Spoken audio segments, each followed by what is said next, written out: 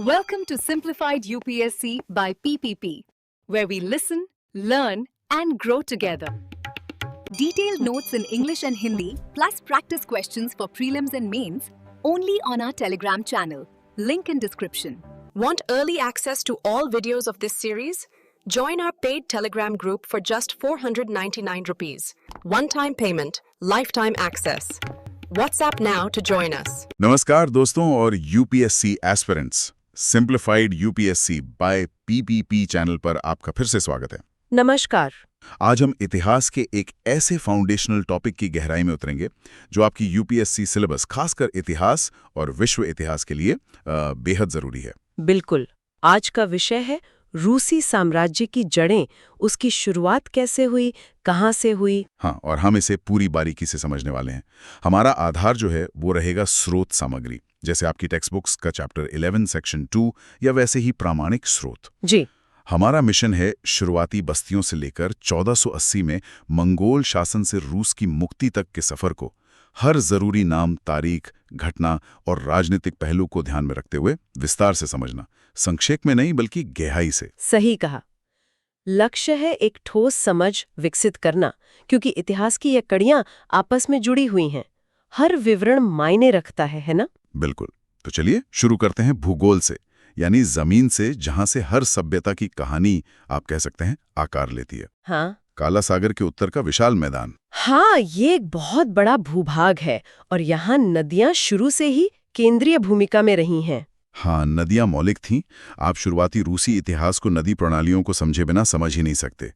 3 प्रमुख नदियां हैं जिन्हें जानना बेहद जरूरी है: डिनेपर, डॉन और वोल्गा। अच्छा। इन्हें आप मुख्य जीवन रेखाएं या उस समय के राजमार्ग समझ सकती हैं। राजमार्ग कैसे? देखिए, ये नदियां उत्तर के घने जंगलों को, जहां कीमती फर और लकड़ी मिलती थी, दक्षिण के बड़े बाजारों, खास तौर पर शक्तिशाली बेजांटीन साम्राज्य और उसकी राजधानी कॉन्स्टेंटिनोपल से सीधे जोड़ती थी। ओह, तो ये सिर्फ पानी के रास्ते नहीं थे? नहीं, बिल्कुल नहीं। ये महत्वपूर्ण आर्थिक गलियारे थे एक तरह से। अच्छा, तो ये व्यापार के लिए अहम थीं। इन इलाकों में शुरू में कौन बसते थे, किसी संगठित राज्य के बनने से पहले? इन जंगलों और मैदानों के मूल निवासी थे स्लाव। लेकिन राजनीतिक संगठन की प्रेरणा ऐसा लगता है बाहर से आई। हाँ। यहाँ वरंगियन या रूस का जिक्र आता है। बिल्कुल। ये वरंगियन, जिन्हें रूस भी कहा जाता है, स्कैंडिनेविया से आए थे, यानी वाइकिंग्स। ये साहसी योद्धा और व्यापारी थे। वाइकिंग्स। हाँ, तो ये उन्हीं नदियों के रास्ते दक्षिण की ओर आए, व्यापार के लिए। हाँ, मुख्य रूप से व्यापार के लिए, खासकर बिजांटीन साम्राज्य के धन तक पहुंचने के लिए। कभी कभार वे लूटपाट भी करते थे, ये भी सच है। उन्होंने नदियों के किनारे अपनी व्यापारिक चौकियां बनाई, शायद स्थानीय स्लाव आबादी को सुरक्षा भी दी और धीरे धीरे उनके साथ घुल मिल गए। एक तरह का संलयन। हाँ, एक सांस्कृतिक और सामाजिक संलयन आप कह सकती हैं।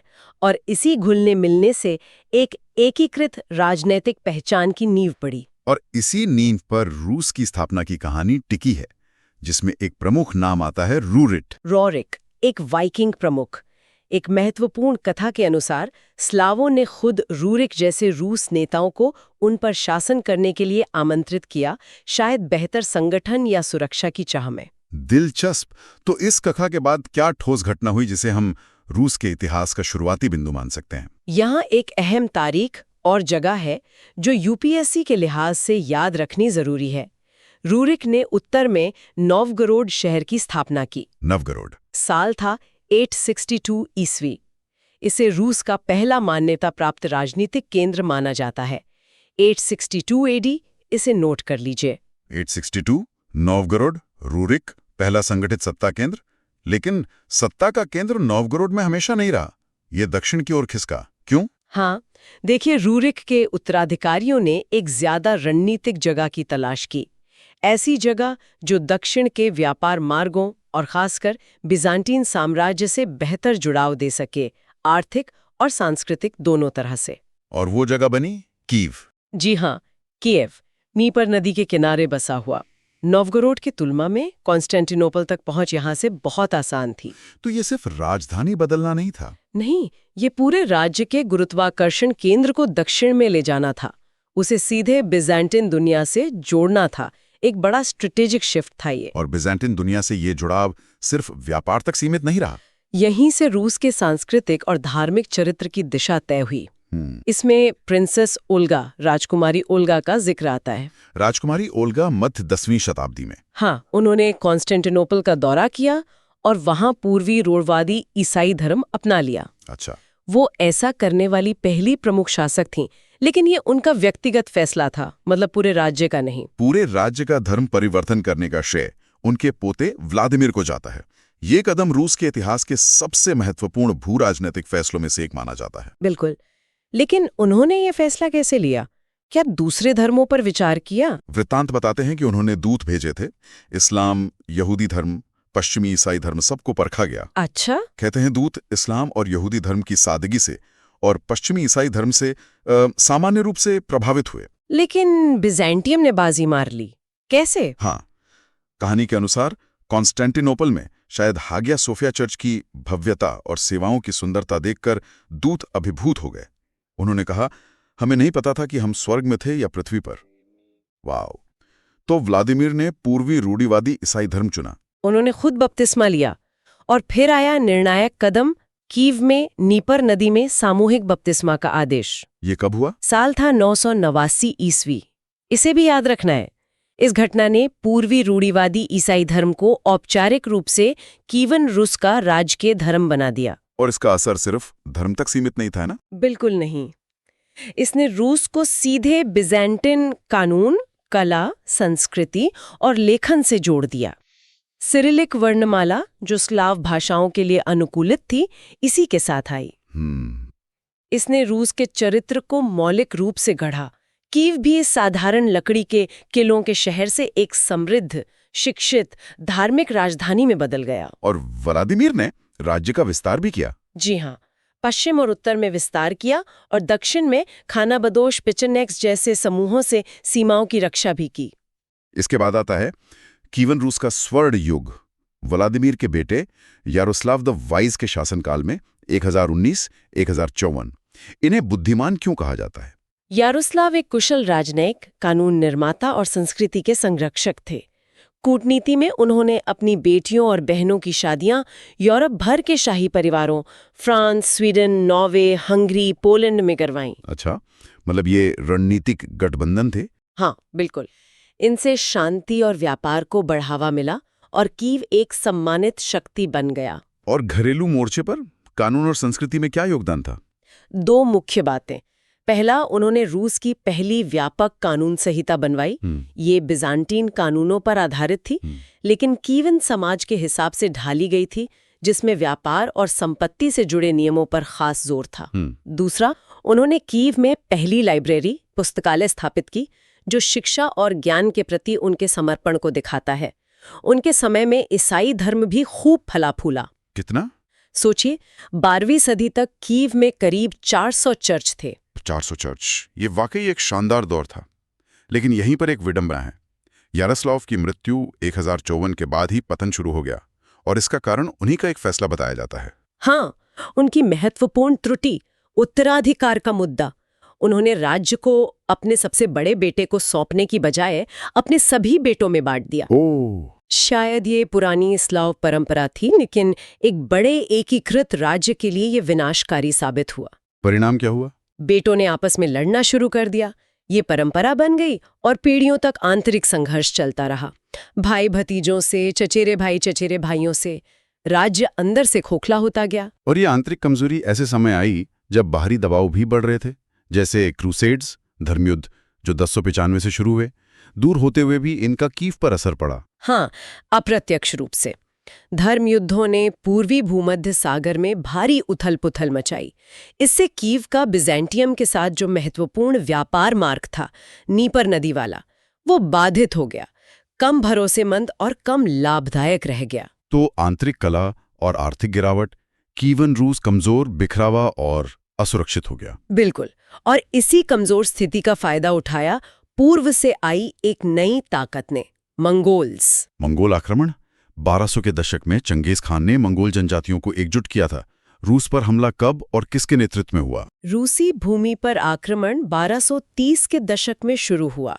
जिसका नेतृत्व मुख्य रूप से चंगेज खान के पोते बातू खान ने किया। और ये आक्रमण कैसा था? मतलब तेज? अविश्वसनीय रूप से तेज और क्रूर। जिन शहरों ने विरोध किया उन्हें पूरी तरह नष्ट कर दिया गया। कीव खुद 1240 में पूरी तरह तबाह हो गया। भयानक नरसंहार हुआ। मौजूदा राजनीतिक ढांचा ढह गया। इस तबाही के बाद मंगोल शासन स्थापित हुआ, जिसे क्या कहा जाता है? इसे खानेट ऑफ द गोल्डन हॉर्ड के नाम से जाना जाता है। यह रूसी रियासतों को नियंत्रित करने वाले मंगोल राज्य का नाम था। उनकी राजधानी वोल्गा नदी पर सराय में थी। क्या उन्होंने सीधे तौर पर रूस पर कब्जा किया? उनकी शासन नीति क्या थी? उनका मुख्य लक्ष्य जमीन पर बसना नहीं बल्कि धन निकालना था। उन्होंने रूसियों को अपने रीति रिवाज, धर्म और स्थानीय मामलों को चलाने की अनुमति दी, लेकिन 2 शर्तों पर: भारी ट्रिब्यूट देना और खान के प्रति वफादार रहना। ये श्रद्धांजलि व्यवस्था कैसी थी? कठोर थी? बहुत कठोर। मंगोलों ने विस्तृत जनगणना करवाई, जिसे बस्काक प्रणाली कहते हैं। बस्काक? हाँ, इसमें मंगोल अधिकारी या उनके मातहत रूसी राजकुमार हर चीज, लोग, मवेशी, संपत्ति गिनते थे ताकि कर का बोझ तय हो सके। श्रद्धांजलि सिर्फ सोना चांदी नहीं, बल्कि फर, अनाज, शहद, मोम जैसी चीजें भी थीं। भुगतान न करने पर क्रूर दंडात्मक अभियान चलाए जाते थे। और रूसी राजकुमारों की क्या भूमिका थी इसमें? मुश्किल रही होगी? बहुत। मंगोलों ने श्रद्धांजलि इकट्ठा करने का काम अक्सर रूसी राजकुमारों को ही सौंप दिया। वे अपनी प्रजा से वसूल कर होड़ तक पहुंचाते थे। ये उनके लिए बड़ी मुश्किल स्थिति थी। इसी दौर में एक महत्वपूर्ण नाम आता है अलेक्जेंडर नेव्स्की, नवगोरोड के राजकुमार। नेव्स्की एक जटिल शख्सियत है। वो पहले ही पश्चिमी हमलावरों स्वीडिश ट्यूटोनिक नाइट्स के खिलाफ बैटल ऑन द आइस, बर्फ पर लड़ाई 1242 जीतकर हीरो बन चुके थे। रूढ़िवादी धर्म के रक्षक माने जाते थे। हाँ। लेकिन मंगोलों के प्रति उन्होंने अलग नीति अपनाई। क्या नीति? उन्होंने समझा कि मंगोलों से सीधा टकराव आत्मघाती होगा, जैसा कीव के साथ हुआ। इसलिए उन्होंने व्यावहारिक सहयोग का रास्ता चुना, श्रद्धांजलि दी, खान का अधिकार माना और दूसरे राजकुमारों को भी यही सलाह दी। इसका क्या नतीजा हुआ? मंगोलों ने उनका सहयोग स्वीकार किया। नोवगोरोड उस भयानक विनाश से बच गया जो दूसरे शहरों ने झेला। नेव्स्की अपने शहर और रूढ़िवादी चर्च को बचा पाए। अच्छा। और मंगोलों से शांति होने के कारण वो अपना ध्यान पश्चिम के खतरों पर केंद्रित कर सके। तो ये एक तरह का बचाव का तरीका था।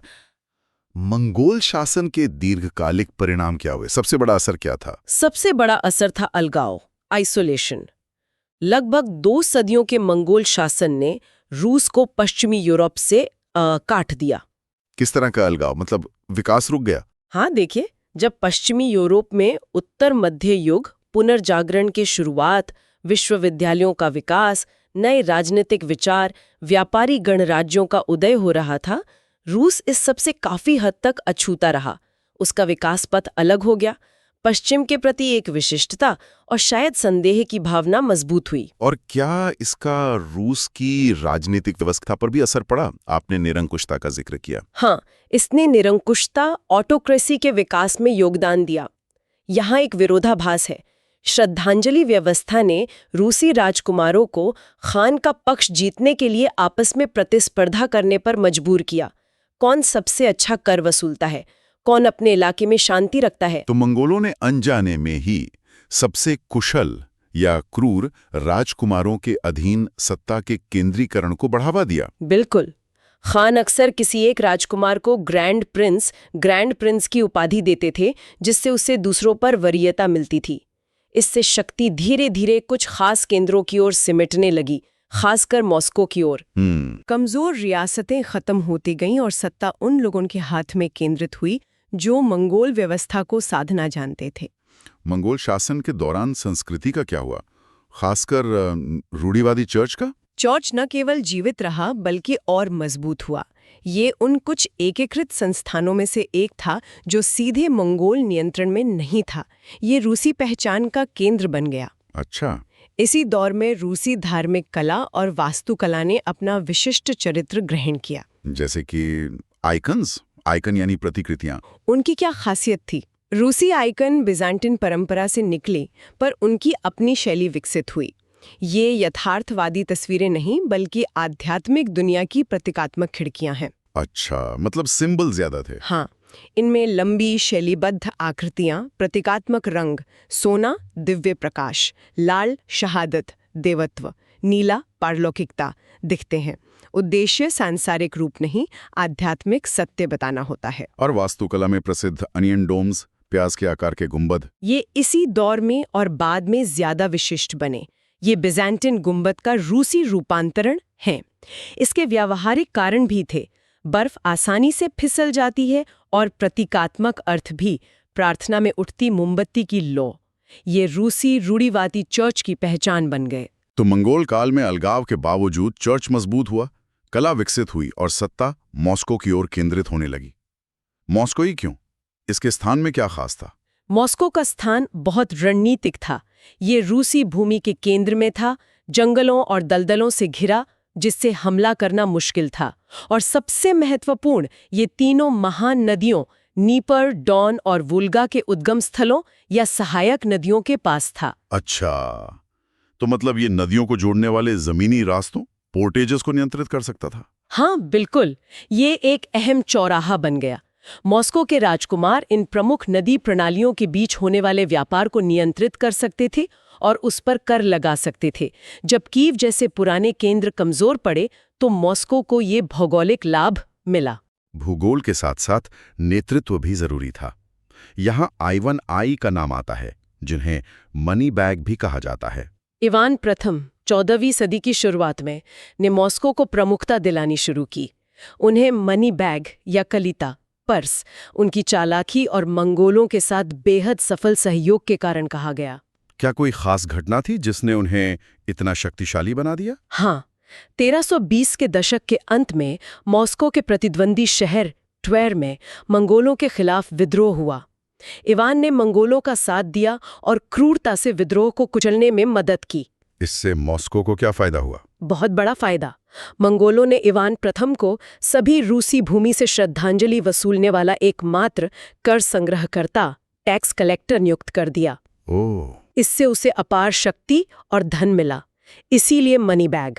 साथ ही खान ने उसे ग्रांड प्रिंस की उपाधि दी, जिससे वो अन्य राजकुमारों से ऊपर हो गया। उसने इस धन और शक्ति का इस्तेमाल कैसे किया? उसने रणनीतिक रूप से जमीनें खरीदी, मॉस्को का प्रभाव बढ़ाया और एक और महत्वपूर्ण काम किया।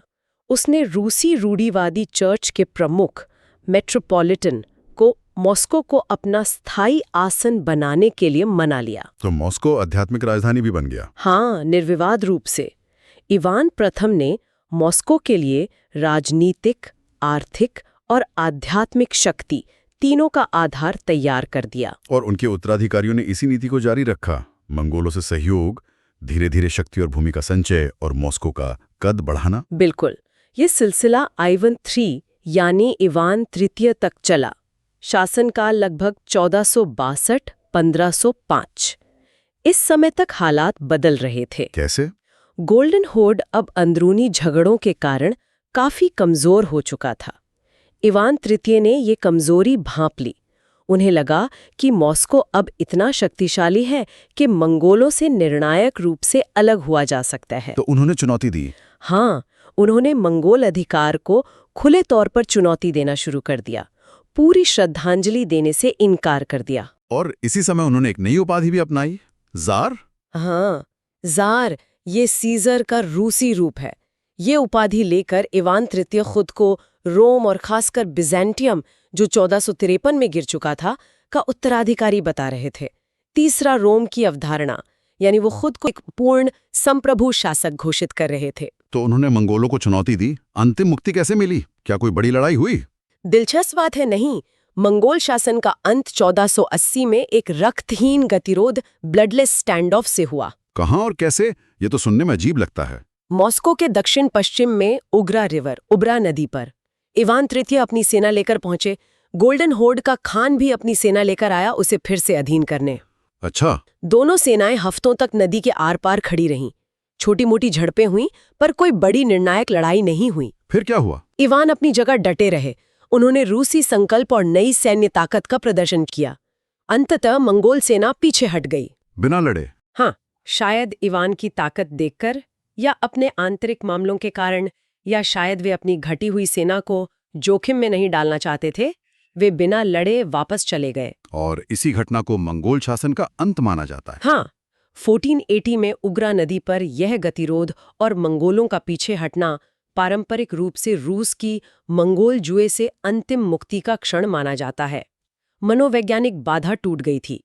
रूस अब मास्को के नेतृत्व में एक स्वतंत्र एकीकृत साम्राज्य बनने की राह पर था। तो संक्षेप में देखें, रूरिक 682 नोवगोरोड से शुरुआत, फिर की बना, व्लादिमीर ने 989 में ईसाई धर्म अपनाया, यारोस्लाव का स्वर्ण युग, और फिर 1054 में विभाजन की गलती जिससे कमजोरी आई। फिर 1230-40 के दशक में मंगोल आक्रमण, कीव का पतन, गोल्डन होर्ड का शासन, श्रद्धांजलि, अलगाव।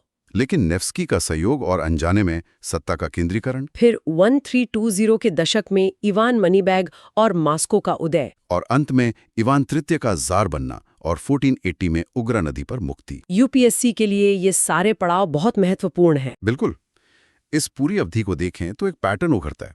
शुरुआत में बिजांटियन संस्कृति और रूढ़िवादी धर्म का गहरा प्रभाव, फिर मंगोल काल एक कसौटी की तरह जिसने रूस को भारी दुनिया से काटा, लेकिन अंदरूनी तौर पर मॉस्को में शक्ति को केंद्रित कर दिया। सही का। तो बिजांटियन विरासत प्लस मंगोल शासन का अनुभव प्लस मॉस्को का केंद्रीकरण, इसने उस निरंकुश ज़ारशाही के उदय के लिए जमीन तैयार की जो बाद में रूस की पहचान बनी। इतिहास सीधी रेखा में नहीं चलता। पराधीनता ने ही विडंबनापूर्ण रूप से एक ज्यादा शक्तिशाली एकीकृत राज्य का रास्ता बनाया, जो हम एक अंतिम विचार की ओर ले जाता है, श्रोताओं के सोचने के लिए। एक काल्पनिक स्थिति।